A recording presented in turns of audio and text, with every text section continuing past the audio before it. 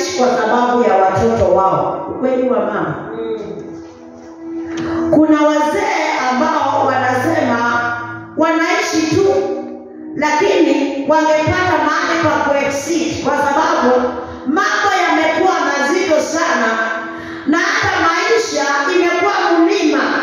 Kwa hivyo wanapoangalia ule mlima wanakosa matamanio ya kuishi kwa sababu maisha yamekuwa kikwazo.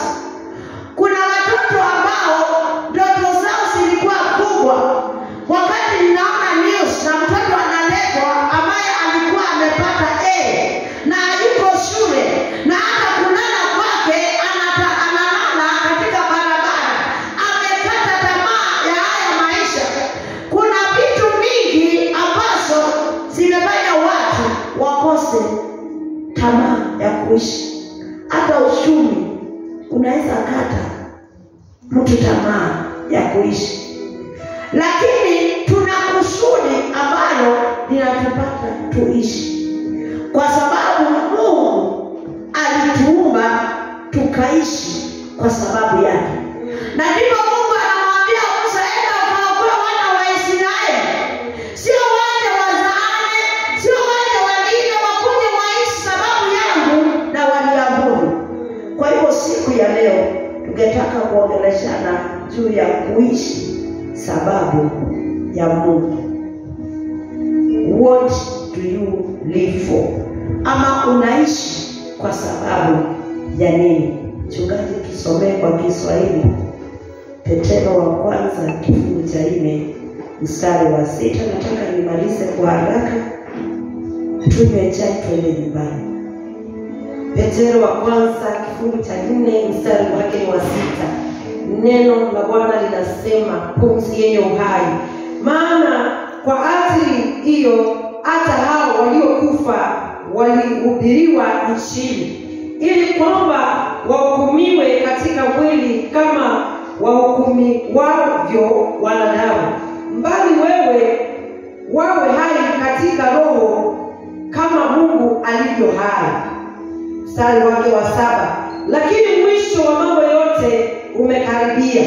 Basi iweni na akili, mkeshe katika sala. Mstari wa 8. Anza mstari wa kwanza. Mstari wa kwanza wasema 6.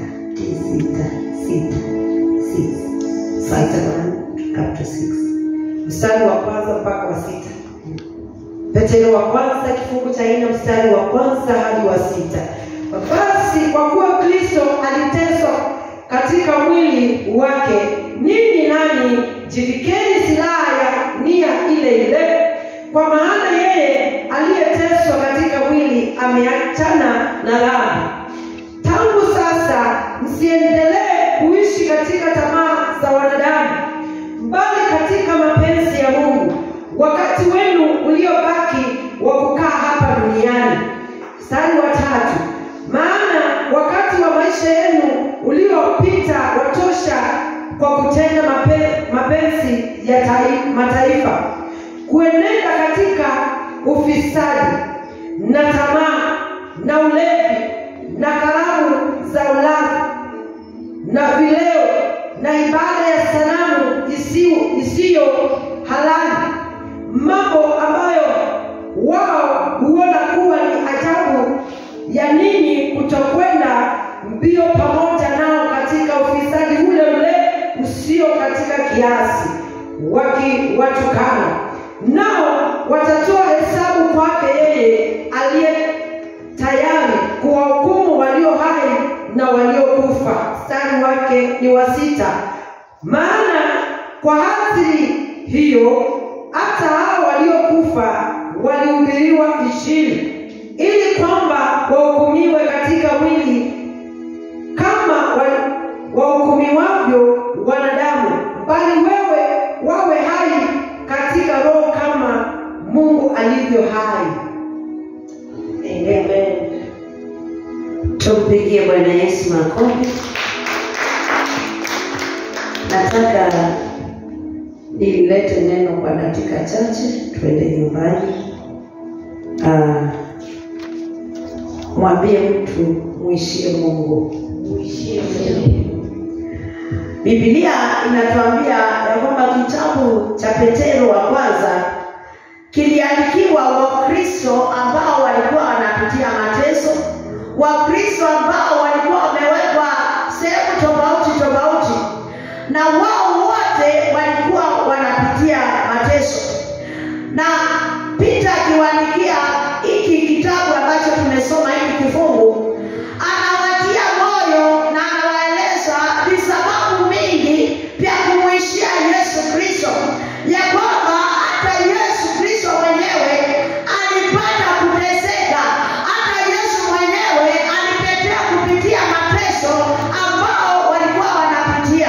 Hata anawaonyesha ya kwamba vile watu wa dunia wanapoishi, yaani anawaletea sana za kimbingu na anawaletea za kidunia, ya kwamba dunia inaishi kwa uzinzi, inaishi kwa malaya, inaishi kwa kunena uongo, inaishi kwa kimbingo cha dunia. Lakini anawaambia ya kwamba kuna wale ambao waliishi maisha mazuri, kuna wale ambao walishinda vita, kuna wale walihubiriwa Injili, na hata kama walikufa wakiwa wamehubiriwa Injili. Amen. Na zaidi ya yote anawashawishi, anawaambia ya kwamba muishieni Mungu. Amen. Muishieni Mungu. Ni kwa nini wewe unaishi? Paulo akiandika kwa kitabu ya Efeso akawaambia waokoe muda, redeem time, kwa maana siku ni mbovu sana. Anawaambia ya kwamba msiishi kwa sababu ya mambo ya dunia, msiishi kwa sababu ya titles, msiishi kwa sababu ya status za dunia, lakini mkuokoe muda, mtafute Mungu na mtafute uso wa Bwana. Bwana Yesu asifiwe. Amen. Unajua, unaweza kuwa na sifa sana mahali umetoka. Kuna jamaa moja alikuwa na sifa sana kanisa ingine, na akiwa na hizo sifa wakapata na shida huko nyumbani, na tukapata kwenda huko nyumbani. Tulikuwa tunaulizwa mmeletwa na huyu, yaani kama hafai kuwa na sifa yoyote. Tukamwambia tumekuja kwa sababu alimkubali Yesu, akaingia kwake, akasamehewa, na saa hii ni mwana katika ufalme wa mbingu. Bwana Yesu asifiwe. Amen. Mbona wewe unaishi? Kwa nini Bwana akupe neema ya kuona siku ya leo? Wapendwa, sisi tumeumbwa tukaishi kwa sababu ya Bwana, sio kwa sababu ya ndoa. Ndio ndoa iko, na tunaambiwa ndoa iheshimiwe na watu wote, na kitanda cha ndoa pia kiheshimiwe. Na hata wanaume wanaambiwa wapende wake wao kama vile Kristo anapenda kanisa, na wanawake tunaambiwa ya kwamba tunyenyekee mbele za waume wetu kama vile Sara aliponyenyekea mbele ya baba yetu Ibrahim, hata alikuwa anamuita mheshimiwa. Lakini katika hizo tabia za kuishi tunafaa kusifanya kwa utukufu wa Mwenyezi Mungu. Bwana Yesu asifiwe. Na hata watoto wanaambiwa, enyi watoto muwatii wazazi wenu katika Bwana. Na hata wafanyakazi wanaambiwa ya kwamba watii na waheshimu wale wamewaajiri kwa ajili ya Mwenyezi Mungu. Kama kuna jambo utafanya, wacha God ama Mungu awe sababu ya ile jambo unafanya. Bwana Yesu asifiwe. Kama ni biashara, utambulishe Mungu. Kama ni ndoa, utambulishe Mungu. Kama ni kuwa mama anatembea katika maisha ya ndoa, tambulisha Mungu. Bwana Yesu asifiwe. Amen. Praise the name of the Lord. Amen. Huwezi sema wewe ni mama unamwishia Mungu na maneno yako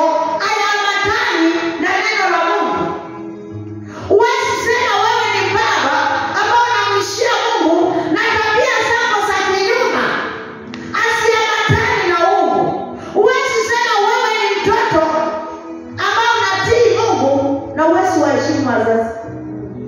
Uwezi sema wewe ni mtenda kazi, mwaminifu, na hata umheshimu yule ambaye anakuandika. Sote tumeitwa hapo, wazee, kina mama, watoto, watenda kazi, sote. Mungu ako katikati.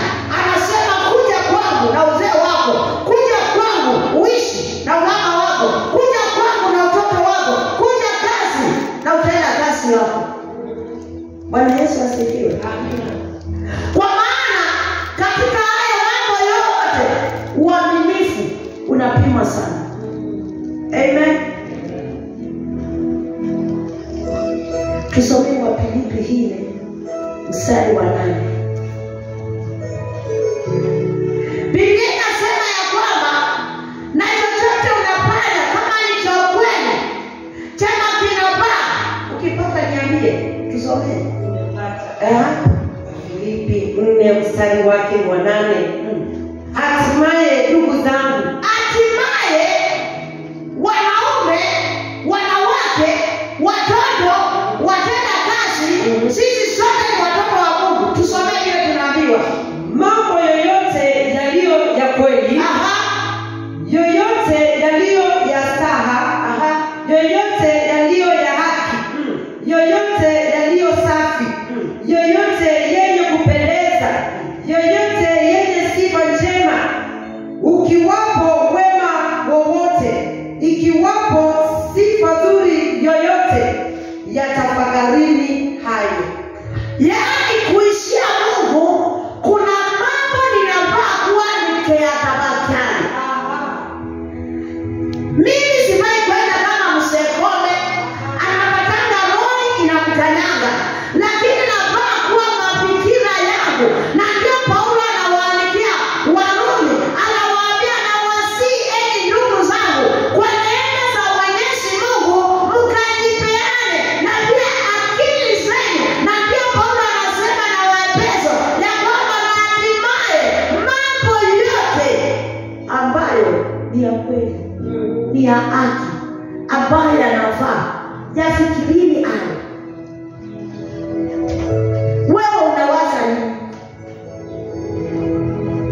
Hayo mambo unawaza yakiwekwa kwa kipimo cha Mungu, yatapita mtihani.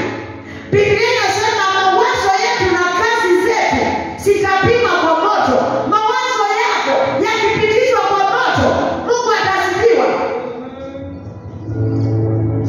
Najua Biblia inakuja kutuhimiza, do not be anxious of anything. Yaani wewe umechurumia sana, to the point hata uwezi ukalala ukichurumia. Hayo ya kuchurumia ni ya kiungu kweli. Na Biblia inasema kwa yoyote ambao unapitia, kama unamuishia Mungu, yale unapitia yalete kwa Mungu kupitia kwa maombi. Bwana Yesu asifiwe. Wewe unaishi kwa nini? What are you living for? Kila mmoja wetu anafaa kuokoa muda. Okoa muda. Tukiwa hapa Jumapili, hatukujua kama mheshimiwa ataenda. Okoa muda. Siku ni chache. Your days are marked. Tukienda Sunday school tulikuwa tunaenda kwa mwalimu, anatiki nimeingia. Ukienda nursery, mwalimu alikuwa anatiki umeingia. Your days are numbered. Na ndio Musa akamwambia Mungu, nipuze kuzihesabu siku zangu nikapate hekima. Kwa maana lazima uwe mtu mwenye hekima. Bwana Yesu asifiwe. Lazima uelewe Mungu na ujue kuna siri ambayo Mungu hajakupa. Ni siku za masiku zako hapa duniani. Kwa hivyo ndio Biblia inasema ya kwamba ukuwe na utayari mkubwa sana, na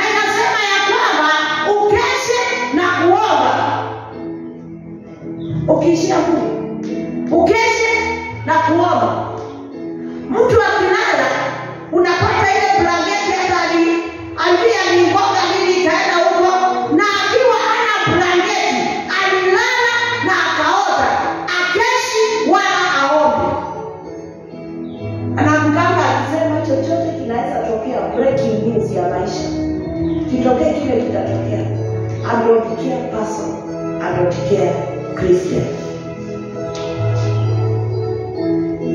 Peter anawaambia ya kwamba kwa maana Kristo aliteswa kwa mwili.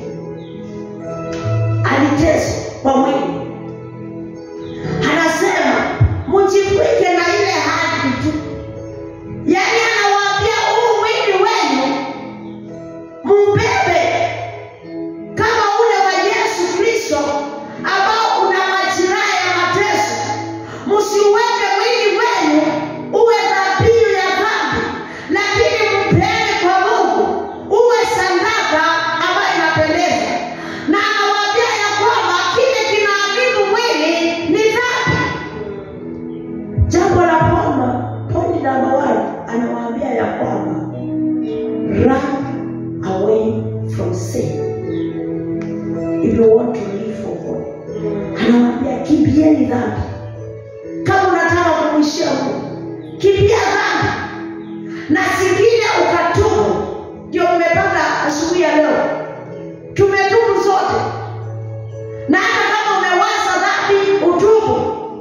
Kwa maana kwa kuwaza tunatenda dhambi, kwa kutenda tunatenda dhambi, kwa kuongea tunatenda dhambi. Lakini Peter anawaambia kama mnataka kumwishia Mungu,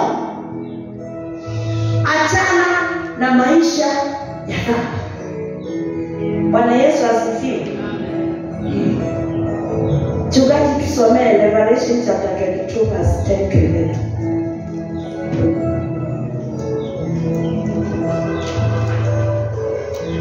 Ufunuo 22 mstari wa 10 hadi 11. Ufunuo kifungu ni cha 22 mstari wake ni wa 10 hadi wa 11. Hapo tumefika pale.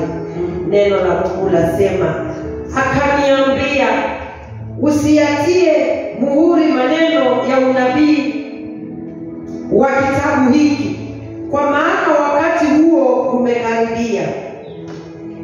Mwenye kudhulumu na azidi kudhulumu, na mwenye uchafu azidi kuwa mchafu, na mwenye haki na azidi kufanya haki, na mtakatifu na azidi kutakaswa. Amen.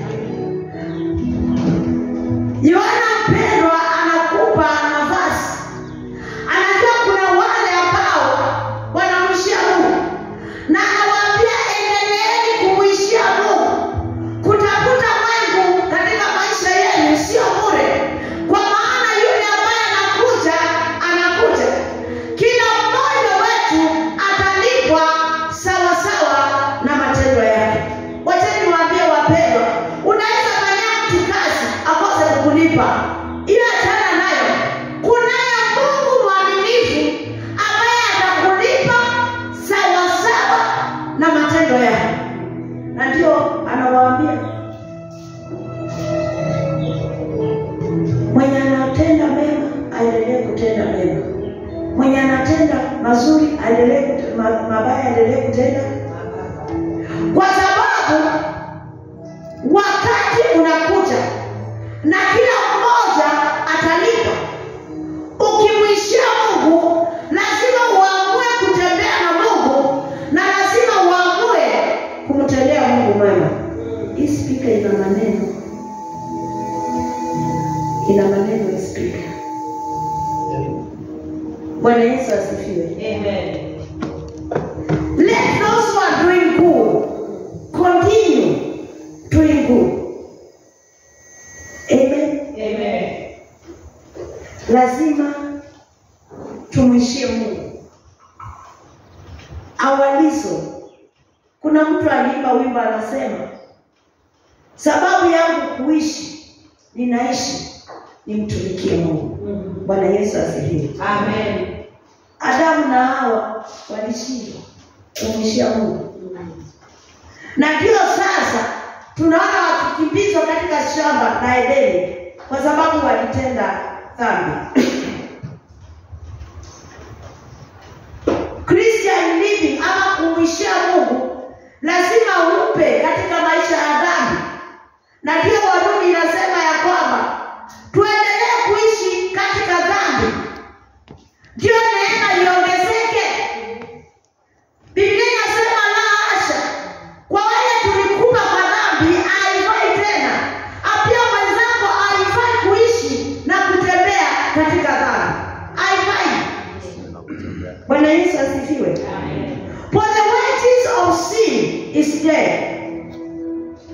Hiyo dhambi hiyo yenye inakutenganisha na Mungu, hiyo dhambi inakuelekeza mahali kaburi. Niliona mama Mombasa wakati watoto wetu wanafanya mambo bila kutuambia. Anasema mtoto wake alienda kuswim na wanasema achikuswim. Lakini kwa sababu kulikuwa kumeidiwa pesa akaenda kuswim. Sasa mama anaambiwa katika wale wamekufa ni mmoja. Huyu mama tu anasema si ameniletea mchana, si ameniletea kaburi. What are you living for? What are you living for? Ni nini ambayo unaishia? For you to live for God, number 2, seek God will. Seek God will. Tafuta mapenzi ya Bwana katika maisha yako.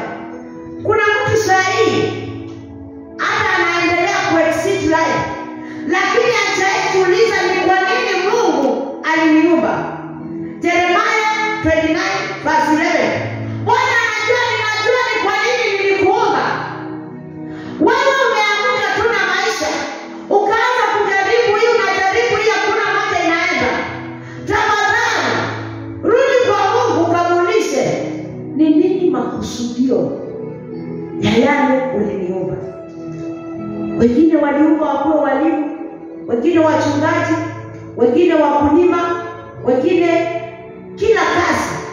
Lakini usipokuwa katika your calling, utaona kila wakati kuna kung'ang'ana. Ukitaka kujua ile jambo unafanya sio makusudi ya Mungu, kuna kung'ang'ana sana. Kuna kung'ang'ana. It is not the will of God. It is not the will of God. But when the will of God will come to pass, you just will. Kabla nasema ni kutibu watu ni hobby tu. Kutibu ni hobby tu. Yaani kuingia dieta tu kwa sababu isakoni ni wito. Ile kazi ambayo unafaa kufanya katika haya maisha inalingana na mapenzi ya Mungu. Na ukiwa pale unamhubiri Mungu, ukiwa pale unaomba. Angalia mjakazi katika nyumba ya Naamani, hakuwa mjakazi tu, lakini alikuwa katika mpango wa Mungu. Akasema si mkubwa wetu amepelekwa huko kwetu, kuna nabii huko kwetu. Yaani huyu ni mjakazi lakini ako katika makusudi ya Mungu. Bwana Yesu asifiwe. Amen. Hallelujah. God, tafuta mapenzi ya Mungu kama unataka kumwishia Mungu, ya kwamba utakuwa kama wale walipewa talanta. Mpaka unamwambia tizama, ulinipea moja, nimeleta 15, kwa sababu ukiwa katika mapenzi ya Mungu kuna neema kubwa, kuna kibali, hauamani.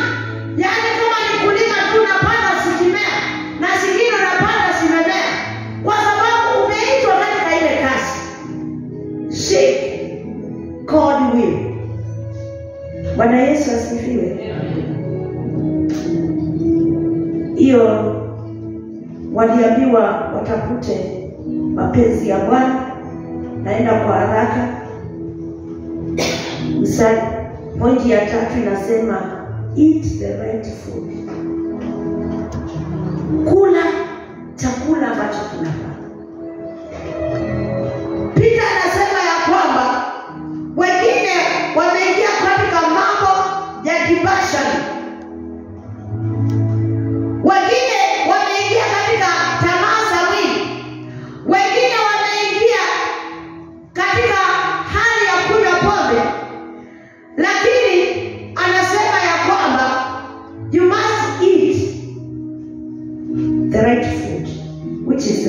God.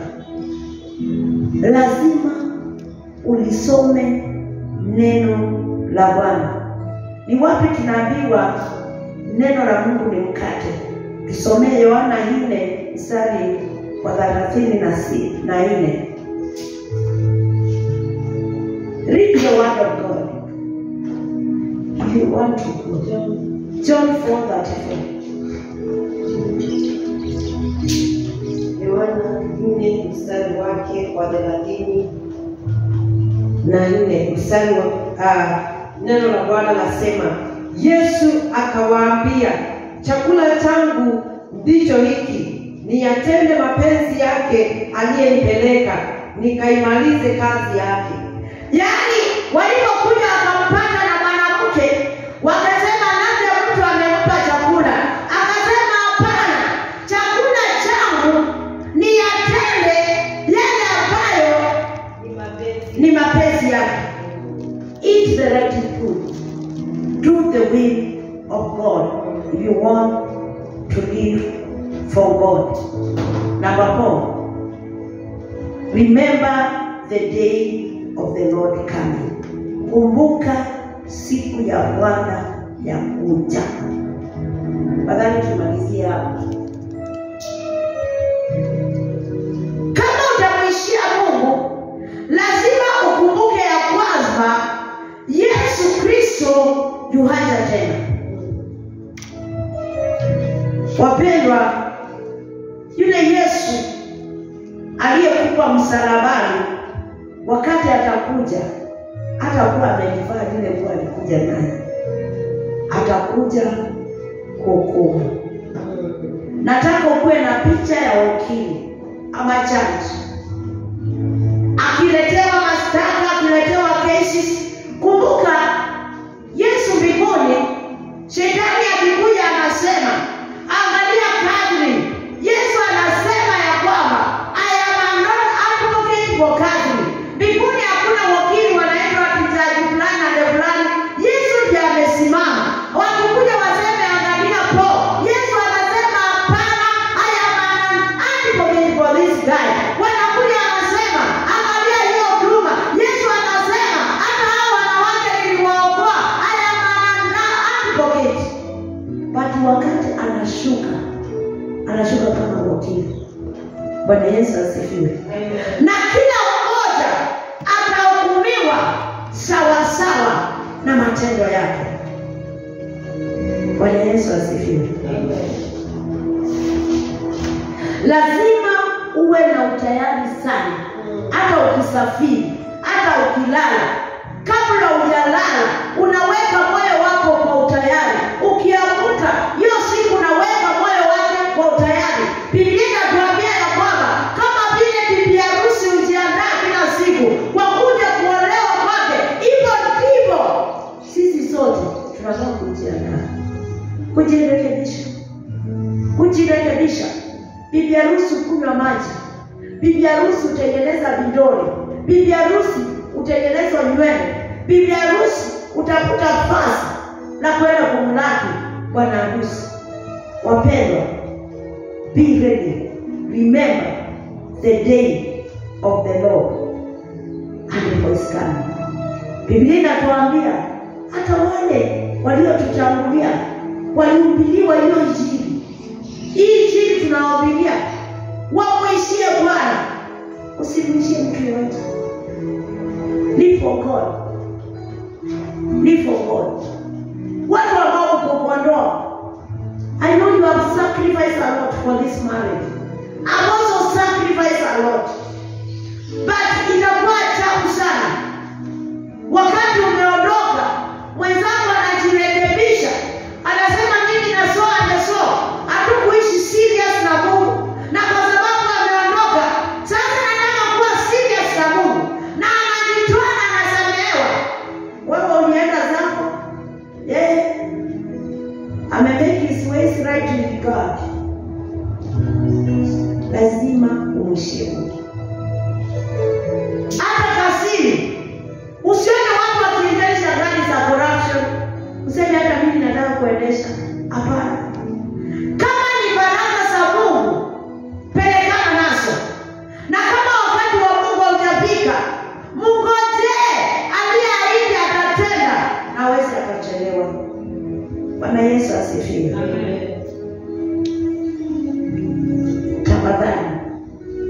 Niulize, unamwishia Mungu ama unaishia watu?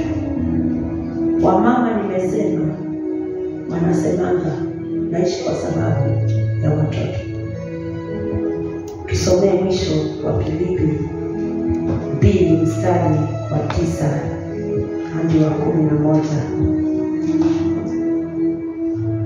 Filipi 2 mstari wake ni wa 9 hadi wa 11.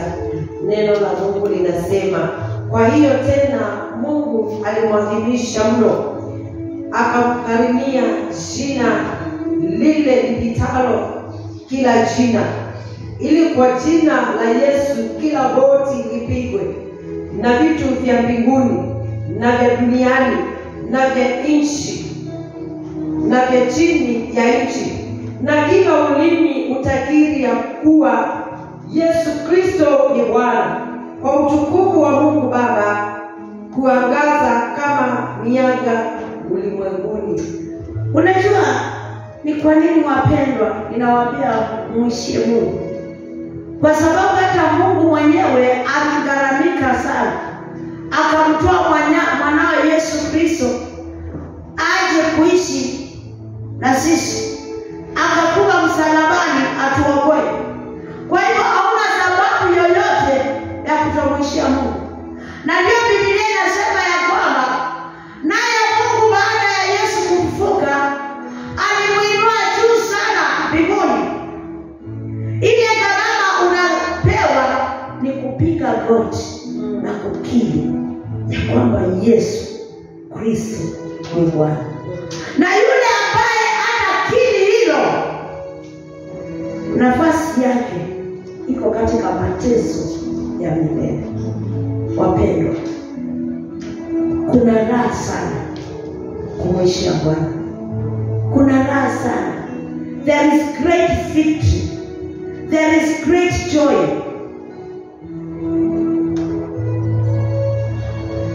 Jana nilikuwa na dada yangu kaniambia, wewe sasa uko hapa, asijui tulikuwa tunaongea nini. Kaniambia mwenye ngazi ndiye amekufa. Kamuuliza, kwani ngazi inatokanga kwake? Kaniambia hii ngazi unawakishanga hapa ujui inatokanga wapi. But hiyo ngazi haijatembea na yeye. If you believe for God, God will be with you. Please people, live for God. Usidirike kwa chochote. Wanaume wanaacha mangoroma tu hivyo hivyo, wanaonyesha Nairobi mgongo wakiendaenda na mbele na hatarudi tena. But when you live for God, Psalms 138:39 inasema, even if you go down the sea, tutateo msana. Psalms 139. Mungu anasema hata ukiwekwa chini sana na wanadamu, nitakuwa na wewe. Hata ukiwekwa juu sana, nitakuwa na wewe. Inauliza ni nini inaweza kunitenga na Mungu? Psalms 139.